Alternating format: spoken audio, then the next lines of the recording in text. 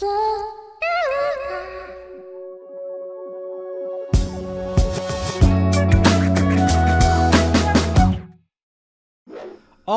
we're going to be playing Marth Puff on Yoshi's. Puff's going to be able to die quite early here. We're going to go ahead and taunt before we get started. The Puff's going to go ahead and hit us. That is perfectly fine. Now we are going to be watching out for some of these aerials. Notice I'm going to let Puff jump, and then I'm going to be going for swings afterward, right? Why am I going to do that? Because Puff has shown that she's going to commit to jumps. I was a little bit early on my forward smash. That is okay. I want to see if the Puff will jump again. Puff has been jumping out of stun a lot. And of course, I was a little early on my forward smash regardless, but I almost got a kill because of how, oh, almost got it.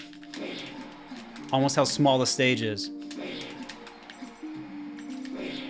And of course, we saw Puff extend her hurt box right there, so we're going to go on in for a punish, go under Puff, just keep her a little bit confused about her spacing. So again, we're seeing Puff come in. We're going to come in with a Nair. Nair is going to give us a good reward, good value, unless we yeet off the stage. We're going to make sure we stall out, let ourselves come back. We're going to wave dash out of shield with down tilt Y, because Puff's going to attack, then land. Notice we charged that time. We kept letting the forward smash rip slightly too early, so we're just going to go and get that punish. Crossed up Puff a few times, let her be a little concerned about it. Attacking early didn't pan out for me. You could see why I was waiting before.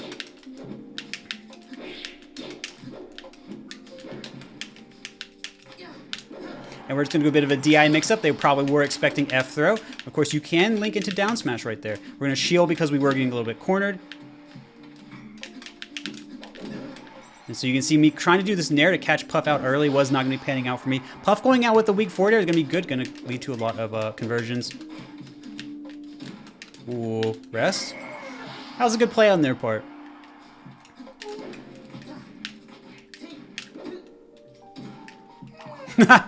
Now was a less of a good play on their part, because even if that didn't work, or even if it didn't get the hit, oh, that's not a. So again, same kind of thing. Even if they did get the rest, I could have still just lived and then killed them afterward. We're gonna go right on into our next match. Gonna be another contained stage. Gonna be a little harder to kill off the top. This is why it's hard to cross up Puff.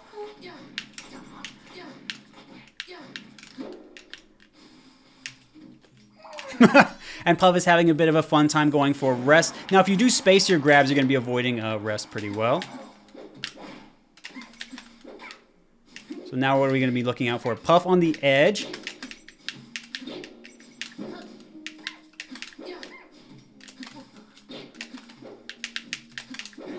going to see if they were going to be holding down, looking out for grab. They're not. We can always forward smash there. It does hit a little bit below edge. Going to force Puff away.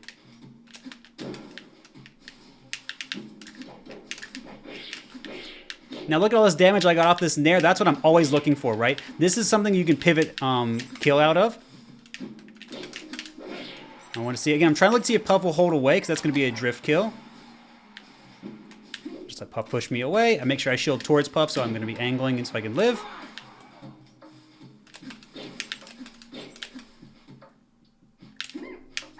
They're going to hold away there, which is great.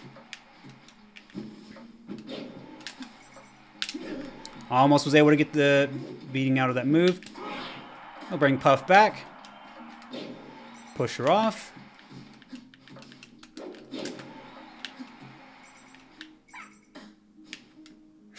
No more jumps. Remember, you have to always count Puff's jumps. She has 5 jumps when she's in the air, and then she has 1 for the ground. We wanted to go ahead and beat Puff out cleanly there. That's why it's hard to swing at the same time as Puff. Platform coming down just so I can get my punish there. Oops. Just forward smash a little too early. As you can see, same forward smash, percent lower because I didn't tip her. I'm not going to be able to get the kill. And Puff didn't think I'd be going for it there. Forward smash is going to hit primarily kind of above Marth in front of him, where Puff is going to be landing a lot of the time. We're just going to take our free damage. That is perfectly fine for us. But you can see we can just shield at the edge if we think Puff's going to come in. And we were in lag, so we had no choice to do that. And we don't have to go for forward smash. We can obviously just go for down air. So that kind of lets you guys know you don't always have to be trying to go for some of the crazy risky plays on Puff, or if your pivots aren't fully confident, there are other ways to ensure you get the stock. Now, what are we thinking about when we're thinking about sort of the neutral against puff? I try to explain it a little bit. We need to be a little more patient. We need to make sure we're catching her when she's jumping, down tilt her when she's on the ground a little bit. If she's on the edge, watch out for pound. You can shield that roughly on reaction. And making sure when you juggle her, when she's high up in the air, that you're counting jumps. And when you're seeing when she wants to come down to you, you're staying between her and center. If you are here on center, she needs to be up here, so you're moving when she's moving. And then you're always trying to get her to come into you or fade back towards the edge. Then you can do what I did, kind of forward smash her if she goes towards the edge, unless you think she's going to jump again. Then you can do something safer. You can react at the last moment with F tilt like I did, just to push her away, get a little bit more damage as well. You also saw a little bit of down throw mix-ups. You saw that I was going to down throw and re-grab her a few times. This is just to make sure that if she is going to be DIing for some of the hits off of the down throw, that I can just get another rep of the grab. And then you can see when I got some good punishes, like the nair I was trying to show you, I was able to link 2 nairs and then a forward air into an up air. That's a ton of damage, and that's really good against puff because then you can start killing off of your pivot tippers from that point. So making sure you're practicing those things will be very valuable as well. You don't have to win neutral a couple times to kill puff, then that's very good for you. You can also see how a bit of the ambition on some of the rests can come back to backfire for you, but you can also see how the puff was playing pretty smart, how they would jump when I was farther away, so I couldn't come in and fair them. They adapted to how I was catching them out of the air, and then sometimes they would even go in on the ground, and how they would change when they're coming in for their pound as well to get a reversal on me. So there were some things they did that were really good as well, and they also came in for some good edge guards, coming out with the weak forward air, and then the weak forward air is going to end later in the move, so they can link it into another forward air, catch my jump, or just combo it into itself and to get the kill. So there's some things there for puffs and as well if you're interested in that sort of thing. But anyways, GG's to my opponent Sonics, and hopefully you guys thought that was interesting. Oh, yo, what's up, what's up, Tort? Yeah, that was fun. GG's. Kirby top 1. Cool take. We're here for it. Speaking of Puff, we've got Marth Puff coming out. We're going to be on a smaller stage. Puff is going to have a hard time dealing with our sword. We're seeing the Puff going for some crouching. We're just going to... Oh, my. Didn't see that coming. Notice we have some good damage on this Puff now. We got some jumps as well. Go for edge. No. Oh, whatever. And they pounded too close to the edge. We're going to forward smash. I don't think they're quite able to tech. Hard to go under Puff like that. Good SDI coming out from this Puff player. And with a bit of the mix-up. We haven't done anything so aggressive yet, so we're going to kind of mix it up. Against Puff, you want to make sure you're changing up the way you're playing a lot, because Puff is a character that has more time to figure out what you're going for. This is really good SDI, showing why Nair and neutral can be really hard to use. That's not a pivot.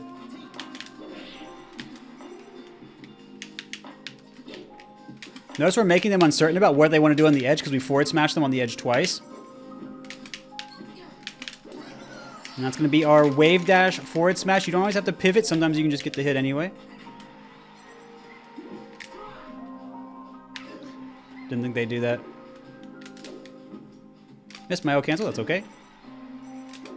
So again, you see the Puff is crouching. They're going to be getting a grab there. If I space that, I'd be fine.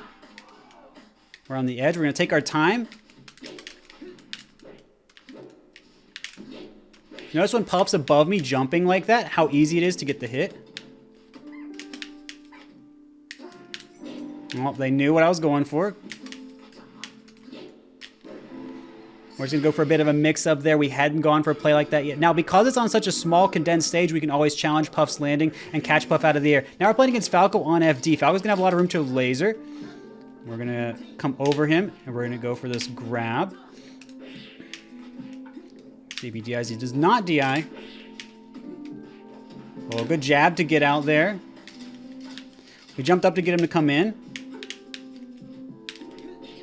Side B is going to be good for catching Falco jumping up out of the air. And there's our get up attack, pushing Falco back off the level. This was discovered by M2K a few years ago.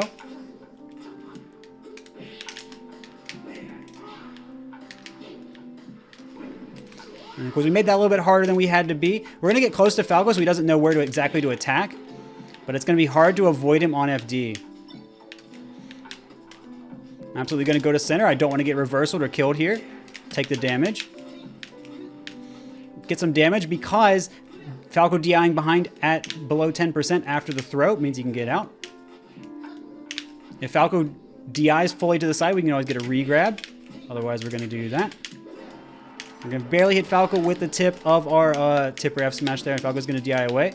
We saw two We saw 2 lasers before an attack, before on the respawn, so we knew to dodge it there. However, we just didn't dodge what came after. That's okay.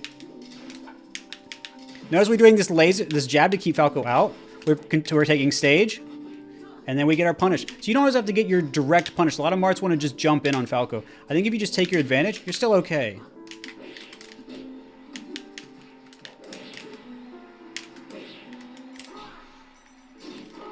And so we're going to go ahead and take our stock there. We wanted to get a strong hit, but that's going to be all right. GG's to our opponent, Upalm, or Upalm maybe. But either way, again, talking about Puff, the Puff was doing a good job crouching, making it uncertain how they were going to jump. And so we were always making sure that we were trying to down tilt them occasionally, make them move, but we needed to tipper it. It didn't work so well in our favor. But the Puff still jumped pretty well on their own. And then what we did, we nared a little bit to get some damage. We caught them in the air. We counter the jumps. We make sure that Puff usually doesn't come in right away. They use a jump or 2 first. So we made sure we waited a little bit. Then we would hit them out of the air, make them a little scared, challenge them by the edge with some forward smashes that were educated callouts. Then they knew that they were probably not going to go for that so much. They started going more to center. We called that out sometimes, not always though.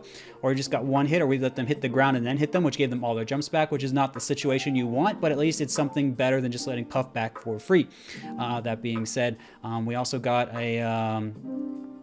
We also got a couple good forward throw follow-ups as well, so you guys know how that stuff works. And then we were also playing against Falco on FD. Now, Falco on FD, as Marth, what we're trying to do is not let Falco set up his space around us for free. We're always trying to catch the laser startup with side B, and then occasionally jab after the laser, so that Falco doesn't think he can come in for free. He has to laser a lot, then dash dance a lot. The more he's dashing, the less he's lasering, the more we get to move, and then we can move around him. So that's kind of what we were doing. And then we were also kind of getting some pivot grabs, or just catching Falco out of the air. And then we saw that he didn't really have a laser out, so then what do? We can come in with a free hit, or come with a free grab, and then we can start getting punishes from there. You saw a little bit about how the chain grab worked, how we had to be conscious of the low percent game, how we changed around how the Falco DI'd for our mid percent, and then how we were able to combo into kill from there. Tipper up air is what you usually want at mid percents, and then as you get it to around 80, you want to start getting weak hits. Of course, Falco's SDI greatly influences how this all works. This is not guaranteed, so you have to make sure that you're really paying attention to what the Falco does, their initial DI and their follow-up, and then you can kind of go from there. Anyway, GG's to the opponent, and thank you guys for watching.